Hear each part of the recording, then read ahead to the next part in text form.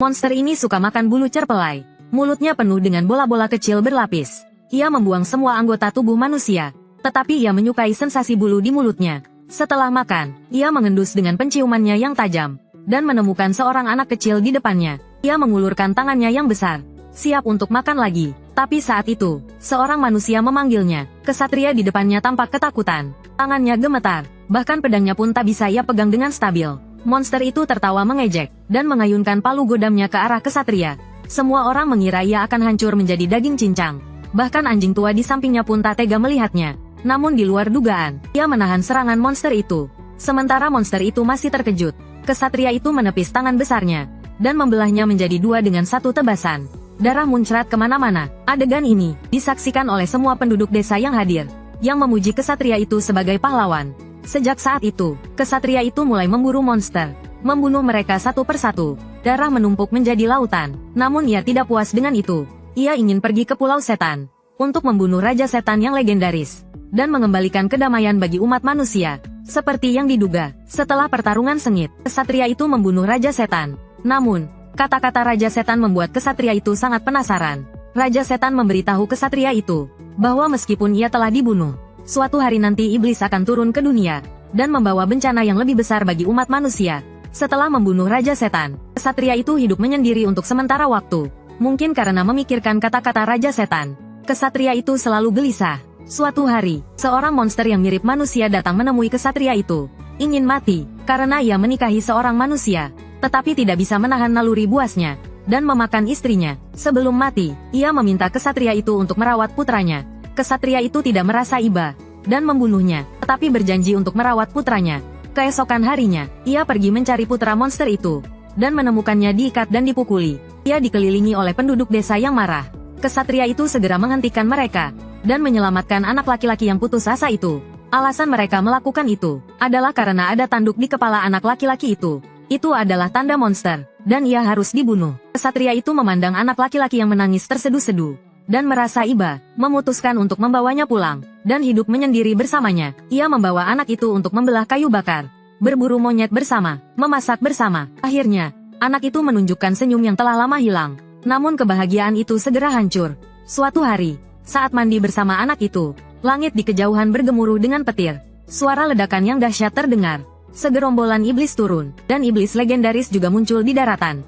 Agar anak itu tidak terbebani, ia memutuskan hubungan dengannya. Saat anak itu pergi, samurai itu menunjukkan tatapan tajam. Setelah pertempuran hebat dengan iblis, akhirnya ia kalah. Keempat anggota tubuhnya putus. Sekarang ia hanya berharap anak itu bisa hidup dengan baik. Saat ia menunggu ajal, anak itu tiba-tiba muncul di hadapan samurai. Ia mewariskan kekuatannya kepada anak itu. Akhirnya, ia menutup matanya dengan damai. Kehilangan orang tuanya, sekarang kehilangan satu-satunya orang yang baik padanya. Anak itu mengambil pedang samurai. Dengan satu tebasan, ia memotong lengan iblis. Kekuatan iblis, dikombinasikan dengan kekuatan samurai. Ia membunuh iblis itu, dan mencabut tanduk yang melambangkan monster itu.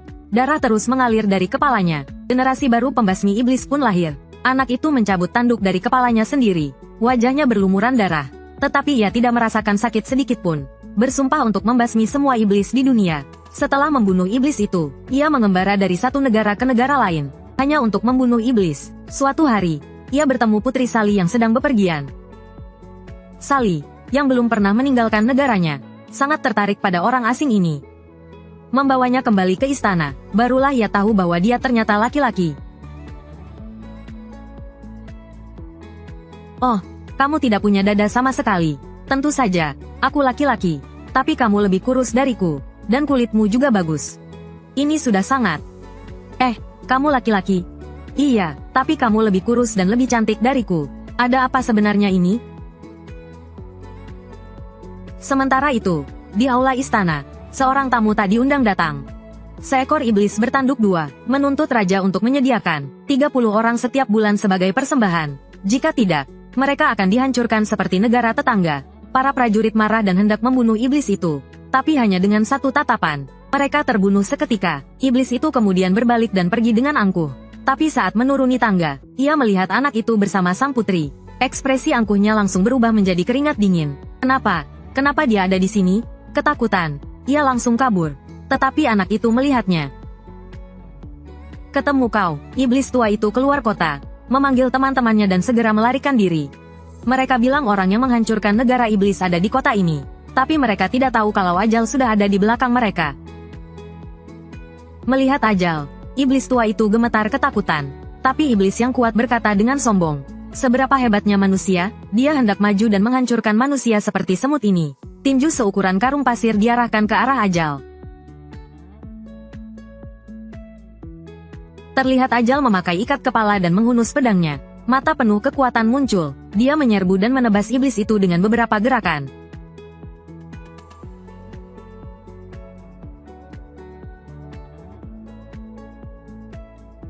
Iblis yang kuat tersadar dan langsung gemetar ketakutan. Tebasan maut satu kali. Gadis itu tidak pernah menyangka anak laki-laki di depannya adalah pahlawan yang menyelamatkan negara.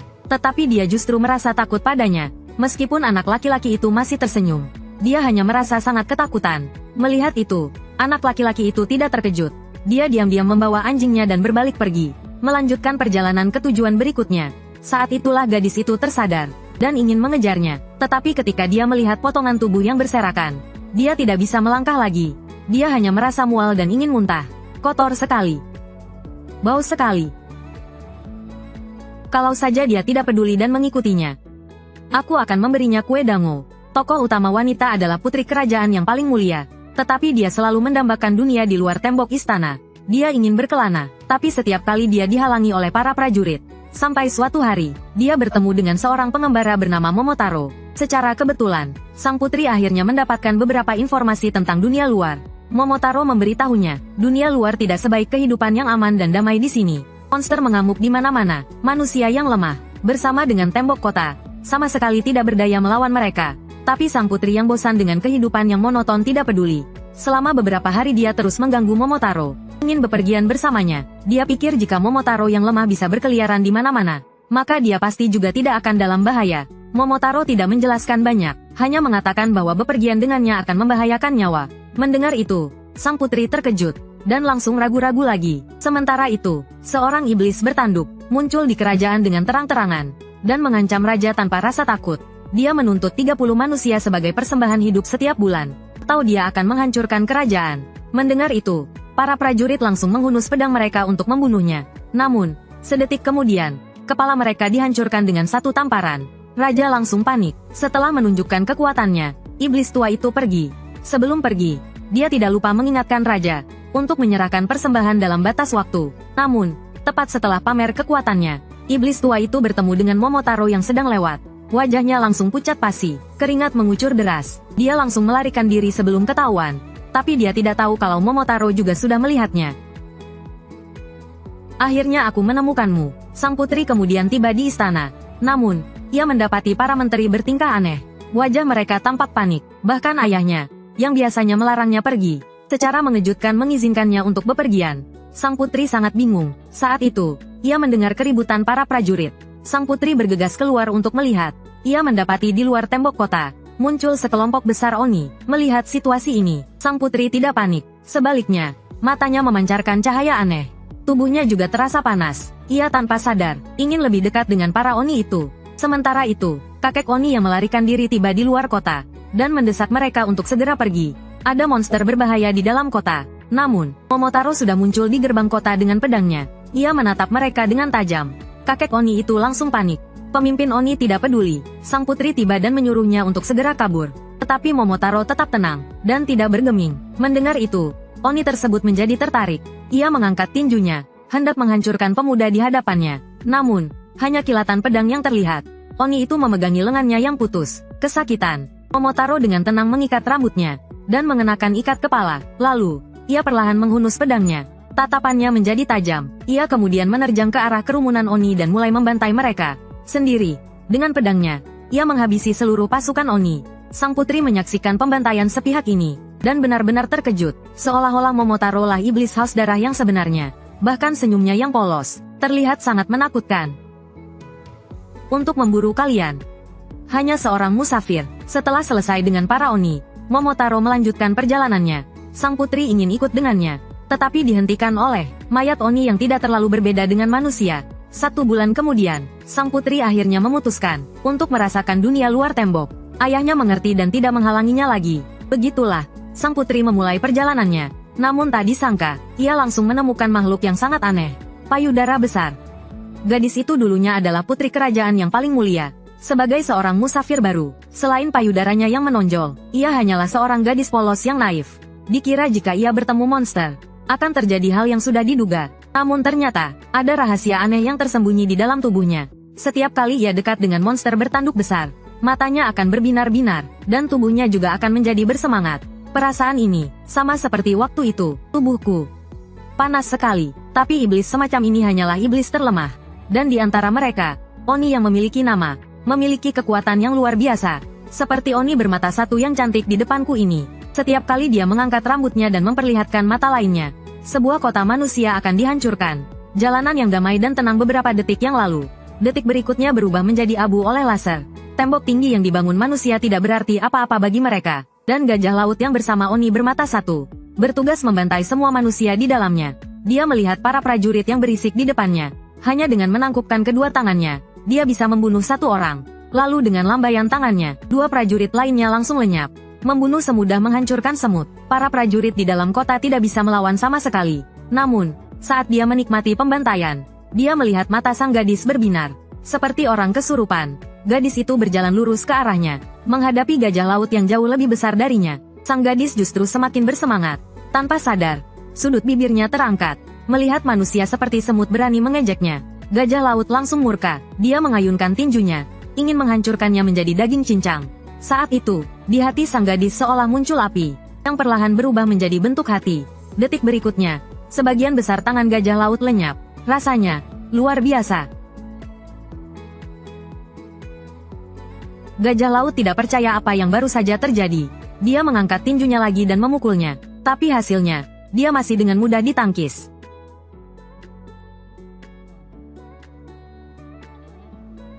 Melihat gadis di depannya tersenyum jahat, gajah laut benar-benar panik. Dia segera mengumpulkan energi, bersiap untuk melancarkan serangan terakhirnya. Namun, tembakan Oni mengenai sang gadis tepat di depan. Bahkan tembok kota pun tertulin oleh laser.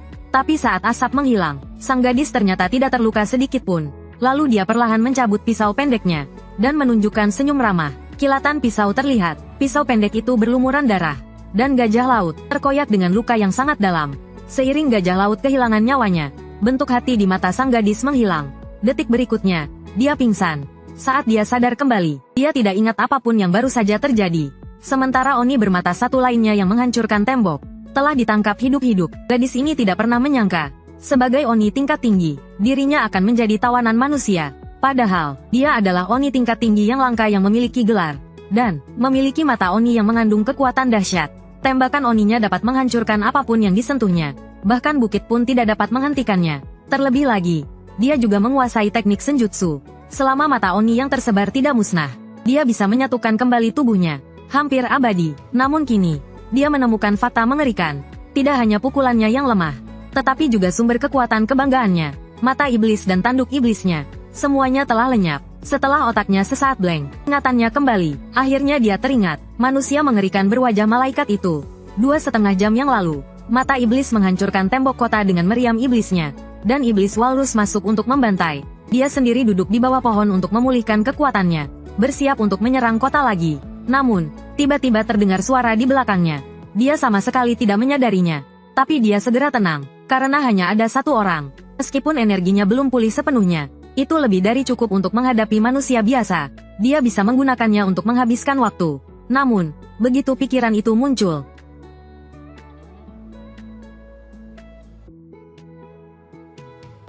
kebetulan sekali, aku juga melihat itu. Mata iblis langsung memikirkan kata-kata terakhirnya. Lawannya jelas bisa membunuhnya dengan mudah sekarang. Tapi Momotaro tidak terburu-buru. Sebaliknya, dia duduk di sisi lain pohon, dengan tenang menunggunya memulihkan kekuatannya, bersiap untuk membuat pertarungan lebih menarik.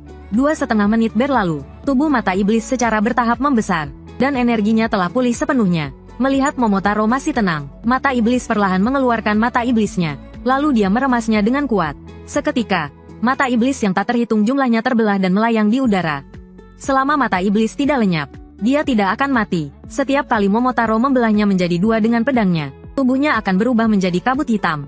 Lalu dengan mata iblis, tubuhnya kembali utuh, hampir abadi. Namun Momotaro perlahan mengulurkan tangan kirinya. Lalu telapak tangannya tiba-tiba terbuka. Semua mata iblis di sekitarnya langsung lenyap. Lalu dia menusukkan pedangnya ke telapak kakinya, membuka kedua tangannya, dan meminta mata iblis untuk menggunakan jurus terkuatnya. Melihat ejekan lawannya, mata iblis dipenuhi niat membunuh. Dia mulai mengumpulkan energi dengan mata iblisnya. Hanya sesaat, semua energi berubah menjadi laser. Seketika menelan Momotaro, bahkan bukit di belakangnya berubah menjadi abu. Tapi Momotaro tidak terluka. Dia mencabut pedang dari kakinya, lalu perlahan mendekati mata iblis yang telah kehabisan tenaga. Abis kau. Namun, penampilan gadis yang menyedihkan itu mengingatkan Momotaro pada dirinya sendiri saat kecil yang tak berdaya. Dia ragu sejenak. Aku adalah musuh kalian para iblis jahat. Pada akhirnya, Momotaro mengampuninya. Dia hanya mengambil mata dan tanduk iblis, sumber kekuatannya.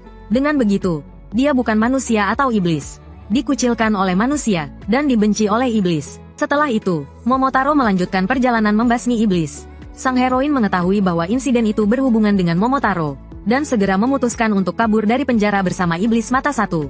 Ia berniat mengejarnya. Komandan Ksatria menerima kabar tersebut, dan segera berangkat untuk menghentikannya. Namun, saat ia baru saja memegang kendali kuda, hanya dalam sekejap, kerajaan yang megah itu rata dengan tanah oleh meriam iblis. Kecuali 4 orang, tidak ada jejak yang tersisa. Seorang samurai muda, untuk pertama kalinya menarik pedangnya, dan membunuh iblis jahat yang ukurannya puluhan kali lebih besar darinya. Namun, karena itu pula ia membangkitkan kekuatan Momotaro dalam dirinya. Sejak saat itu, ia memulai perjalanan untuk membunuh semua iblis jahat di dunia. Namanya Momotaro. Awalnya, ia memulai perjalanan untuk mencari orang tua kandungnya. Namun, ia secara tak terduga menyaksikan iblis jahat menyerang desa. Manusia yang lemah menjadi makanannya. Ia belum pernah melihat pemandangan semengerikan ini. Ia ingin menarik pedangnya, tetapi tidak memiliki keberanian. Melihat iblis jahat itu hendak menyerang anak kecil di sebelahnya, Momotaro tidak tega, dan segera maju untuk menghentikannya. Meskipun tangannya yang memegang pedang masih gemetar, ia tetap memilih untuk maju. Namun, iblis jahat itu memandang manusia yang seperti semut di hadapannya. Dengan acuh tak acuh, ia mengangkat tinjunya dan memukulnya dengan keras. Semua orang mengira ia akan hancur menjadi bubur daging. Namun, di luar dugaan, Momotaro dengan mudah menahan pukulan itu. Dan dengan sedikit tenaga, ia melepaskan lengan iblis jahat itu. Rasakan ini. Adegan ini mengejutkan semua penduduk desa yang hadir. Mereka tidak pernah menyangka akan ada orang yang bisa membunuh iblis. Sejak saat itu, orang-orang menganggap Momotaro sebagai pahlawan. Setiap kali iblis mengamuk, orang-orang akan berdoa agar Momotaro turun tangan untuk membasmi mereka, dan ia tidak pernah menolak. Dengan cepat, ia membunuh semua iblis di sekitarnya. Namun Momotaro tidak puas dengan itu. Ia ingin pergi ke sarang iblis dan membunuh mereka semua, agar dunia tidak lagi diganggu oleh iblis. Setelah Momotaro mendarat di Pulau Iblis, dengan kekuatan Momotaro, ia membasmi semua iblis yang ada. Namun, pemimpin iblis mengatakan kepadanya, bahwa suatu hari nanti, Dewa Iblis akan turun ke dunia untuk membalas dendam padanya. Momotaro mengingat peringatannya, namun setelah itu, iblis menghilang dari dunia manusia. Umat manusia akhirnya mendapatkan kedamaian, dan Momotaro juga bosan dengan pembantaian yang terus-menerus. Maka ia pun membawa anjingnya dan hidup menyendiri. Namun, belum lama kemudian, kedamaian kembali terusik. Seorang pria dengan ekspresi sedih datang menemuinya. Ia memberitahu Momotaro bahwa dirinya sebenarnya adalah iblis kelaparan. Karena penampilannya mirip manusia, ia pun terus berbaur dengan dunia manusia. Ia bahkan jatuh cinta dengan seorang manusia, dan menikah serta memiliki anak. Namun hingga hari ini, tragedi tetap terjadi. Ia akhirnya tidak bisa menahan naluri iblisnya untuk memakan manusia, dan melahap istrinya. Dia takut suatu hari nanti dia akan menyakiti putranya sendiri. Jadi dia menitipkan putranya kepada orang lain. Dan tujuannya datang ke sini, adalah untuk meminta Momotaro membunuhnya. Melihat iblis yang menderita di hadapannya, Momotaro tidak merasa iba. Dia mengakhiri hidup iblis yang penuh dosa itu. Setelah itu, Momotaro mengkhawatirkan putra iblis tersebut. Namun, dia menemukan bocah itu diikat dan dipukuli. Dia dikelilingi oleh penduduk desa yang marah. Momotaro segera menghentikan mereka, dan menyelamatkan bocah yang lemah itu. Alasan penduduk desa begitu marah, adalah karena bocah itu memiliki tanduk di kepalanya, simbol iblis. Meskipun bocah itu sendiri tidak berbuat jahat, penduduk desa yang menderita karena gangguan iblis melampiaskan amarah mereka padanya. Seharusnya aku tidak dilahirkan. Momotaro, sang pembunuh iblis yang tak terhitung jumlahnya, ini merasa iba, mengabaikan protes penduduk desa. Dia memutuskan untuk membawa bocah itu bersamanya, agar bocah itu memiliki keinginan untuk hidup. Momotaro memberitahu bocah itu, bahwa dialah yang telah membunuh ayahnya. Jika dia ingin membalas dendam ayahnya, dia bisa menyerangnya kapan saja. Jangan membuat ibumu khawatir. Kau lapar, kan?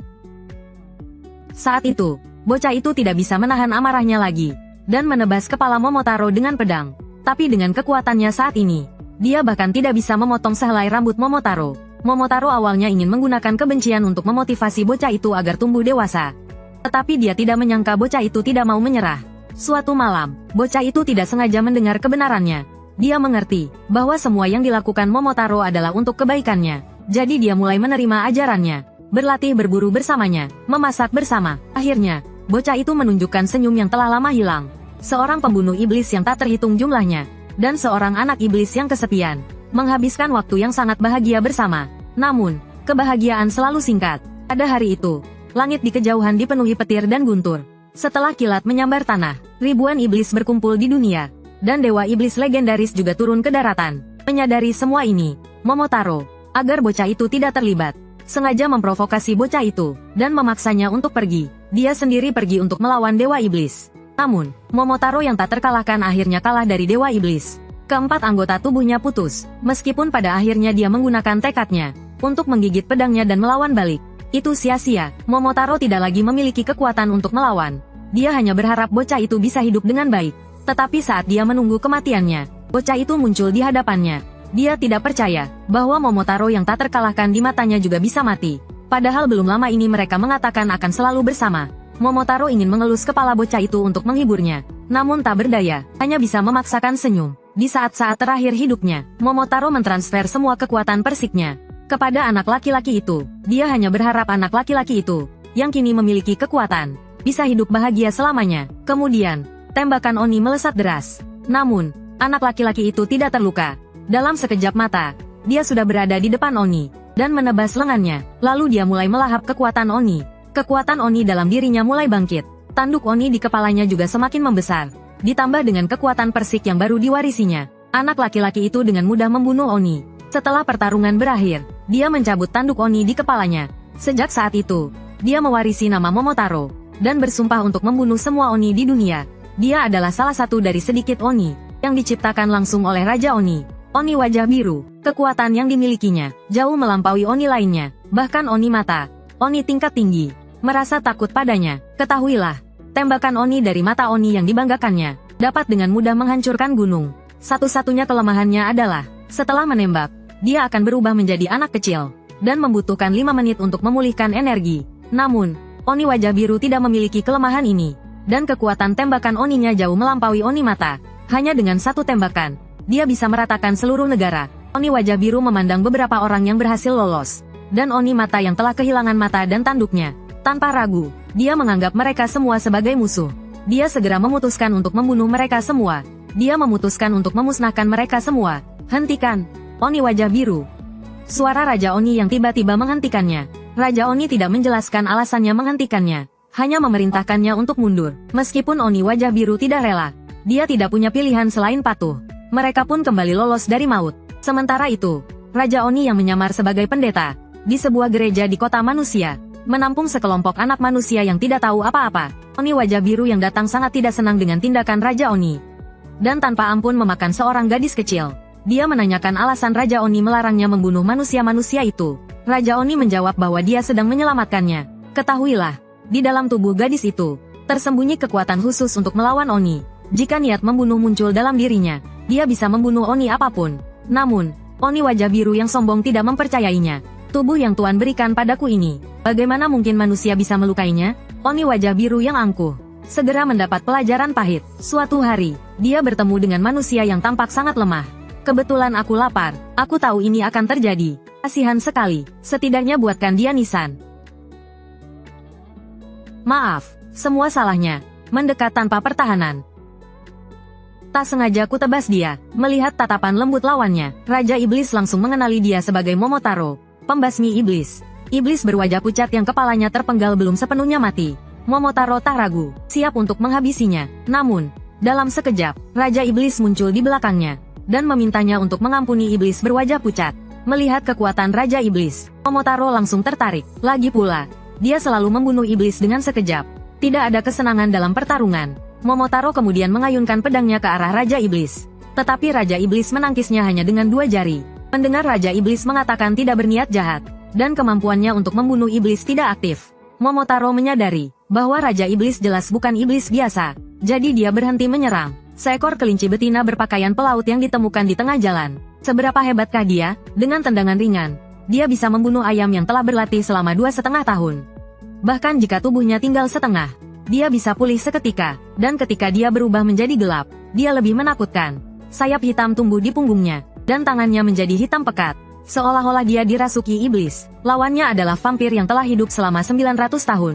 Bola darah yang dikumpulkan dapat dengan mudah menghancurkan sebuah kota, tapi kelinci itu hanya menyipitkan matanya, lalu mengibaskan tangannya, dan bola darah itu langsung menghilang. Ketika vampir itu tersadar, jantungnya telah tertusuk, dan sebelumnya, dia hanyalah seekor kelinci yang suka makan wortel, imut dan lucu, tidak berbahaya. Namun, meskipun begitu, dia tetap diabaikan. Manusia melihatnya, seolah-olah melihat monster, sangat jijik, dan mengusirnya dari desa, hanya karena dia adalah manusia setengah hewan, berkecerdasan rendah, dan brutal. Dengan terpaksa, dia menutupi dirinya dengan kain hitam, membungkus seluruh tubuhnya. Kali ini dia berhasil masuk ke desa, dan kepala desa mengubah sikapnya, menyambut kelinci itu dengan sangat antusias. Keesokan harinya, seekor ayam yang telah berlatih selama 2,5 tahun menyerang desa. Tetapi penduduk desa adalah orang biasa yang tidak berdaya melawan ayam itu. Mereka tidak berdaya, kelinci itu tidak bisa tinggal diam. Meskipun kelinci itu menyelamatkan semua orang, penduduk desa tetap menatapnya dengan ketakutan. Karena di mata mereka, manusia setengah hewan selalu menjadi bencana. Kelinci itu tidak peduli dengan pendapat mereka. Dia pergi ke kepala desa, dan membungkuk untuk berterima kasih atas wortel tadi malam. Kemudian, kelinci dan iblis mata pergi ke kota, dan melihat wortel favoritnya di kios kecil. Ia hampir membeli beberapa, tetapi pemilik toko sangat mendiskriminasi kaum demi-human. Dengan wajah jijik, ia mendesak kelinci untuk segera membayar. Kelinci sudah terbiasa dengan ini. Ia memberikan uangnya, tetapi pemilik toko dengan kasar menyambar uang itu. Dan ketika memberikan kembalian, ia sengaja melemparkan uang itu ke tanah. Ia terus-menerus menghina kelinci. Kelinci tidak marah. Ia berjongkok dan memungut uangnya. Kerumunan yang menonton langsung mencemooh. Ini membuat mata iblis, teman kelinci, merasa sangat terhina. Namun, kelinci sama sekali tidak peduli. Karena selama 300 tahun ini, manusia selalu memperlakukan kaum demi-human seperti ini. Ia sudah terbiasa, tetapi mata iblis tidak bisa menerima penghinaan ini. Ia ingin membela kelinci, jadi malam itu ia menemui vampir, dan memintanya untuk membunuh semua manusia di sini. Vampir sedang mencari hiburan, jadi ia langsung setuju. Namun, rencana mereka diketahui oleh kelinci yang kebetulan datang. Dibandingkan didiskriminasi, ia lebih tidak suka melihat seseorang merampas nyawa orang lain. Terlebih lagi, semua teman barunya ada di sini, jadi kelinci memutuskan untuk menghentikannya. Tetapi lawannya adalah vampir yang telah hidup selama 900 tahun. Serangan kelinci tidak mempan sama sekali. Sebaliknya, vampir memanfaatkan celah serangan kelinci, dan langsung menggigit lehernya. Vampir tertawa, ledakan iblis. Ketika asap menghilang, kelinci hanya tersisa setengah badan. Kelinci mati, tapi tidak sepenuhnya. Ia pergi ke surga, dan bertemu dengan malaikat yang pernah berpetualang bersamanya. Kau mati lagi? Renungkanlah. Ini sudah yang kedua kalinya tahun ini. Bagaimana kau mati kali ini? Tubuh bagian atasku meledak. Mendengar kelinci ingin kembali, malaikat sedikit tidak berdaya, jadi ia menghidupkan kelinci kembali, dan mengizinkannya mendapatkan kembali sebagian kekuatannya yang dulu. Begitulah, tubuh kelinci seketika utuh kembali, lalu ia mengaktifkan cheat yang sudah lama tidak ia gunakan. Menghilang.